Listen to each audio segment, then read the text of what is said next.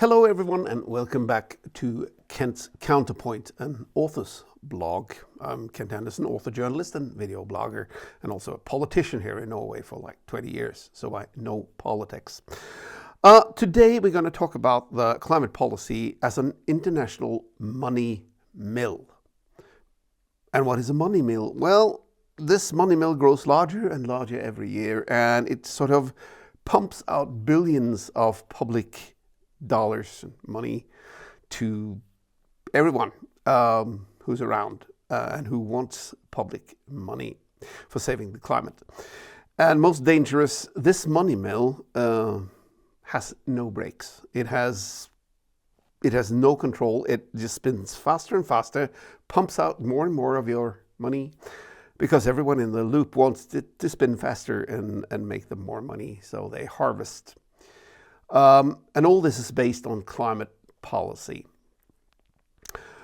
The hub of this money mill is your government. And the money the government disperses is your money. Now, internet is full of wind power home pages all of them are full of green pictures and smiling children, green forests and everything. It's beautiful. It doesn't seem like they're interested in money at all. They're just interested in saving nature, but no, they're not. They're not. Their wind turbines are not there to harvest wind and generate power. Did you think that? No, they're not.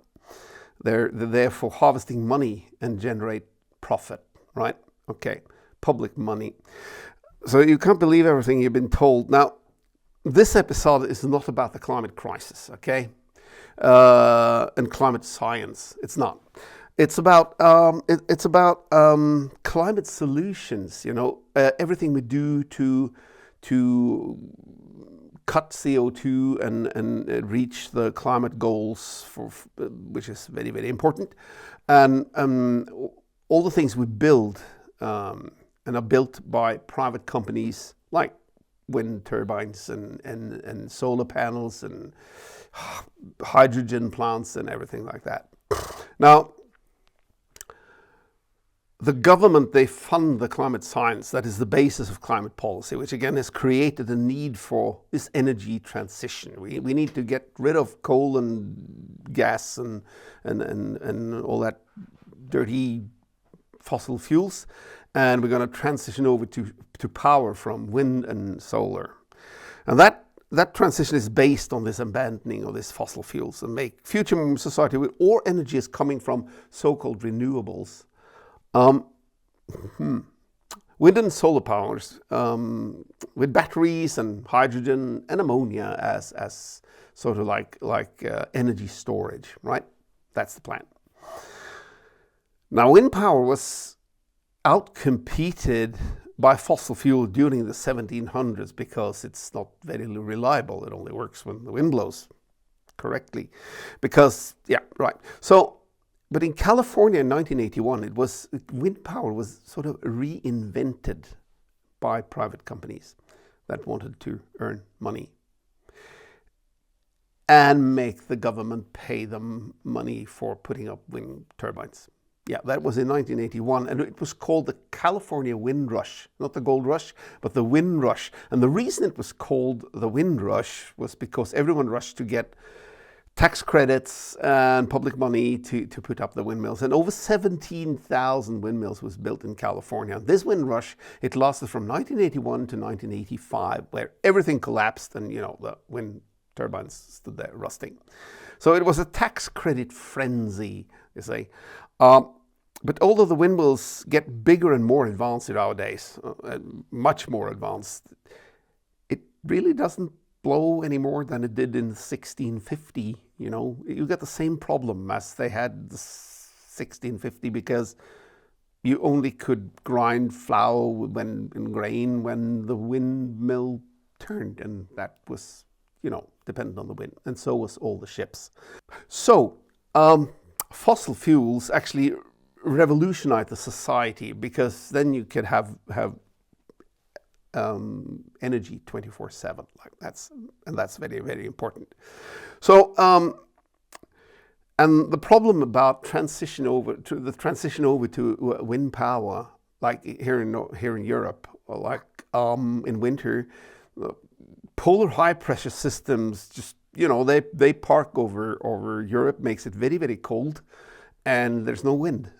And this can last for a week, 2 weeks, or even 3 weeks. And what on earth is going to power the whole society then? What's the plan?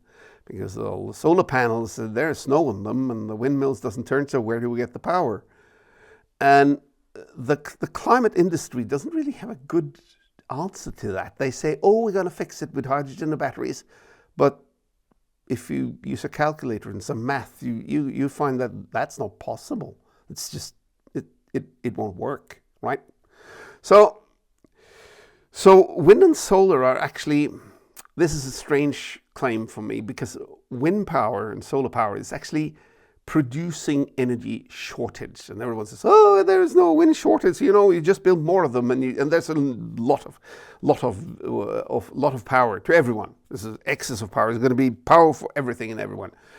And no, if the more wind power you put up, the bigger energy shortage you make. Because when you put up the wind turbines, like in Germany, like they put up 30,000 of them, they phase out the coal plants, the coal power plants and gas power plants. But when you exchange 100% power plant with a 30% power plant, right? Because coal can deliver power 100% of the time, but a wind turbine can only 30%. And if you exchange 100% power plant with a 30% power plant, you create energy shortage. You see? It's math. And it doesn't help to put up more wind turbines, because if you put up one and it doesn't blow, you get no power. If you put up 1 million and it doesn't blow, you get no power. So the energy shortage will increase the more wind power and solar panels you put up, right? It's true. So wind power is actually a scam. It was a scam during the California wind rush, and it's a scam. It works. It isn't that it doesn't work, but it doesn't work when it doesn't work, you see, right? And that's like 70% of the time. So the plan isn't really working, but this energy transition is generating a lot of money. And that money is pumped up from the hub of the money mill, this money mill. The parliament and the government is in the hub, and the politicians that rule that we must build wind farms in that order. It's an urgency. It's very, very, we have to do it now. It has to do it fast, don't think. So you have to bleed for it, right?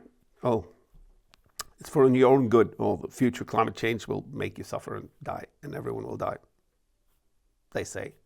Very hard to say about the future, actually. Because I said everyone wants to spray this money mill, to spray money faster and faster to them, like subsidies and tax credits and whatnot, and no one wants this money mill to slow down. Just no. Everyone wants money. Everyone wants public money. If you can choose between earning hard-earned money on doing a business, or you can do your business with getting money from government, well, why don't do the last? That's, So first, the money comes from two sources into this money mill, right? Two big tubes pumping out green, The one is the taxpayers, and the other is businesses, and also some from fossil taxes. And this cash flow makes the whole mill go round. It sprays money everywhere in the loop. And, so there's always money for climate change and climate solutions, but not enough money for you, No, not enough money for you, always money for climate. So that's the phenomena. This is a phenomenon like Biden's Inflation Reduction Act. You heard about that? He decided the Inflation Reduction Act, which is it's millions and billions of dollars, like in public subsidies for making politicians' dreams real, because the politicians are those who want this transition, right? They say we have to have a net zero society. We have to cut out all fossil fuels, they say. And they decided that this is possible. But of course, if you have to do it in a rush, the companies who's going to build all the windmills and everything, they say, well, we need money. Okay, we need money. So, right. And every important question and all debated based on false premises and thus to control the public opinion. This is ABC and propaganda. Do not discuss this. The science is settled, right? I want you to panic, right? Now, no one is asking actually the important question here. Is this green shift possible? Is it technically, mathematical and economically possible? And what empiric evidence is that based on? And why are wind turbines actually called renewables? Isn't that weird? I mean, a wind turbine is a very enormous industrial machine, like something the industry buys to make money. And it's short-lived. It's ineffective. It doesn't produce very much energy, like around 30% of the time, and it uses a lot of natural resources. It uses nature areas in nature. You have to, build industry in nature, and there's no really good way to properly recycle wind turbines. So why are they called renewables? In your car, ordinary car can be 95% recycled, That's not called renewable. So why is a wind turbine called renewable? Because you cannot recycle 95% of it. I'd guarantee you that. You have to put it in a landfill. So that's just weird, but that's part of the propaganda you have to swallow. And the premise is set by everyone. Is that we have to use renewables, but wind turbines are not renewables, and neither are solar panels. They're not renewables. They're industry products, right? It's consumed. That's what it is. So the whole concept of energy transition is based on myth. It's myths, all right, and money, endless amount of money. So let's go back to the money mill. Like there's 9 blades in the money mill. Okay, yeah, 9 blades. That is sucking money in, making money. They consist of the climate industry, the climate scientists and research, the power generating industry, the businesses and investors, the renewable industry, the climate activists, the humanitarian industry, and the humanitarian aid receivers, right? Okay. And all of this, including the politicians, has one goal, okay? That's not to cut CO2, no, but to make the money mill go faster and faster and pump up more and more money to each blade. Millions of people have the daily income from climate politics, and they really need this. They live foreign of this. So they don't want this thing to go bust. Keep the money flowing. So no one in power wants the climate policy, climate crisis, and money spending to stop. And that's something to make you go, So there's a lot of people dependent on this money from the government coming. So what is their incentive to say, all right, we're done enough? None. It will never stop. So let's just take let's just go through the blades one by one. The climate industry. Now, who are the climate industry? Right? Okay, it's the politicians, the officials, the government, and in institutes. Carbon credit traders and people like that. That's the climate industry. The whole big thing. The next blade is the climate scientists and research. That's the industry that is paid to confirm the climate crisis and urgency. And if you're a scientist now and you try to falsify the climate crisis, you won't get any money, right? You won't get funded. You won't even get published, right? So there's a climate scientist and research. That's one blade who is harvesting money from this mill. The next is the power generating industry. And of course, those who generate power, they love this money, because like they own solar panels or they own wind turbines and everything, but also those who own like hydropower, because the climate policy making the prices of power go up. The energy prices is rising, even in fuel. So they're interested in having higher prices because then they earn more money, right? Okay. And the next blade is businesses and investors, right? And who are businesses and investors? Well, that's all the guys who build these things, people who build wind turbines, they build solar panels, they build hydropower, they build hydrogen plants, they build everything. Everything has to be built. And power lines, of course. Everyone who builds power lines, let's get more and more climate policy. But to do that fast, we need some money, right? Yeah, so they're interested in it. And the renewable industry, who are they? Well, that's wind, solar, batteries, hydrogen, all the inventors, There's a lot of inventors who say, I got the new thing that really can cut CO2 emissions. My invention is ingenious, but I need some money to make it happen. And the battery factories, there's battery factories everywhere, or at least plants. The only strange thing is that they don't really make any batteries. They just need more money to make batteries. Yeah, so that's the renewable industry. And even those, even the guys who make biofuel, well, it's a bit expensive still, so we need some money to make it cheaper and make it bigger, and then it will be cheaper and everything will be fine. But first we need some money. So that's the renewable industry. And then there's the climate activists. These are the political parties behind the climate policies.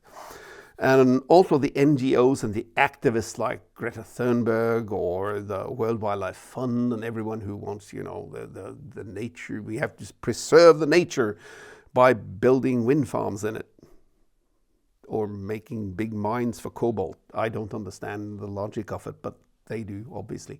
So yeah, and they get a lot of money from this mill to put out more and more climate policy, and says this is important, like put pressure on politics, put pressure on everyone to say, yeah, we really have to build more of this. And then there's a humanitarian industry. This is like the Red Cross and the Red Crescent movement. They say, of course, that if we don't do something about the climate crisis, millions and billions of people will die, and we have to prepare. So we need some money from the government. They have a lot of money. Red Cross have a lot of money, but they need more because now it's a crisis. It's really a crisis, and the crisis has been there for a lot of time. Now, there's going to be millions of climate refugees, they said like 20 years ago, and still there's none. But there will be some, and give us money so we can sort this out. Yeah. So the last blade, that's the humanitarian aid receivers, and that's like well, every country outside the EU and the United States that get aid, Live Aid. Feed them, let them know it's Christmas. Yeah, those guys. Feed them. Right? That's a weird thing to sing, isn't it? Feed them, let them know it's Christmas. Well, humanitarian. Now, why the countries who receives aid from Western countries? Why on earth Why do they want this money mill to turn around? Well, that's because they need compensations for our sins, right? You're a carbon sinner. You have eaten from the oil tree, and you have sinned, and the paradise has been lost, right?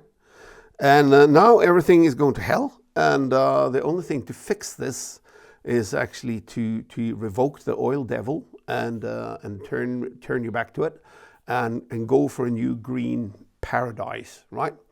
And that can't be done because we still use oil and gas and coal and everything, and we started it. We've done it for 250 years. The Western countries, United States, shame on you.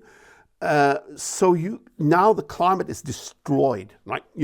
It's in ruins, and it can only be fixed with, you guessed it, money, a lot of money, right?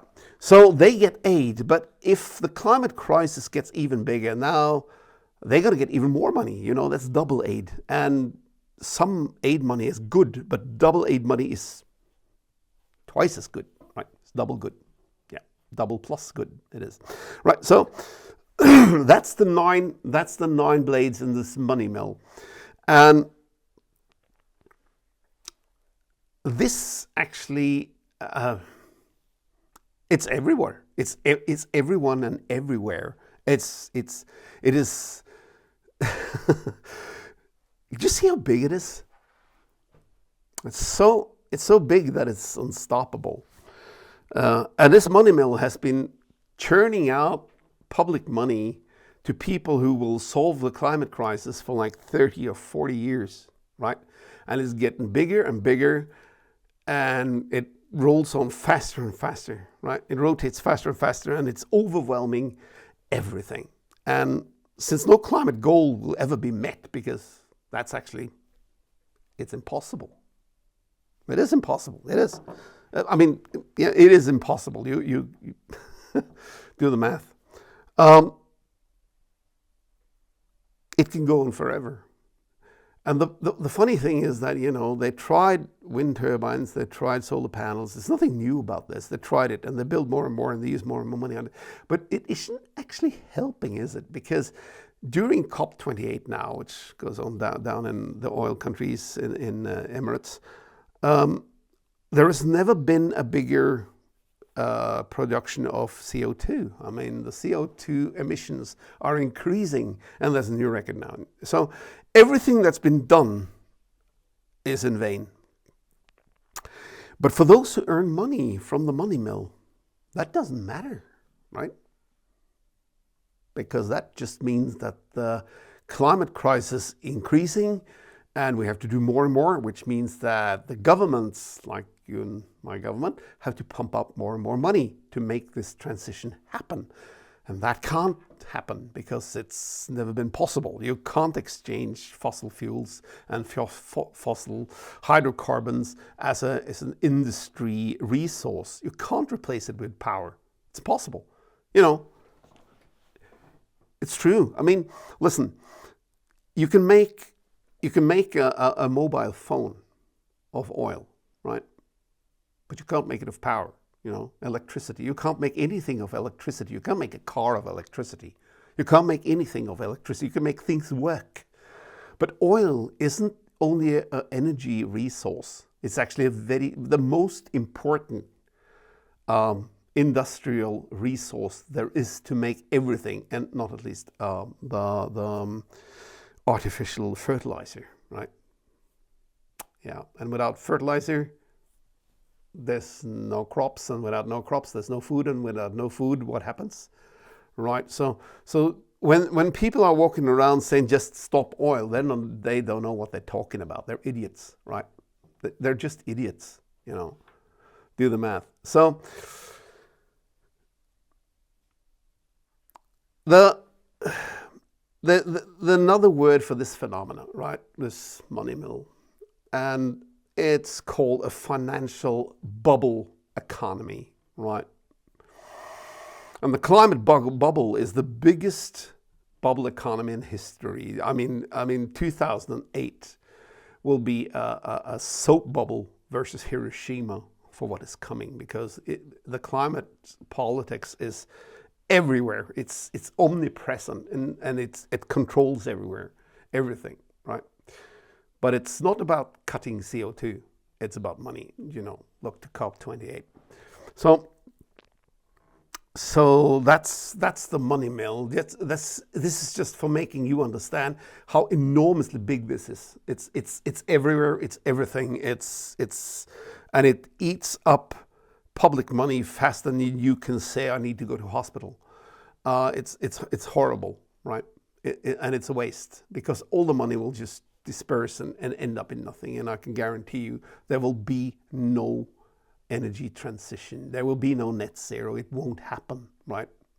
They say it's hard, but it won't happen because it was never possible, in the first place. But no one asked that question, because it's an opportunity to earn money. So follow Ken's Counterpoint for more, and remember to share. Please press follow, and I'll see you later. I hope you spread this to everyone, because you don't hear this counterpoint a lot, and people really, really need to hear another side, the back side of the medal of the climate policy. Thank you. Bye.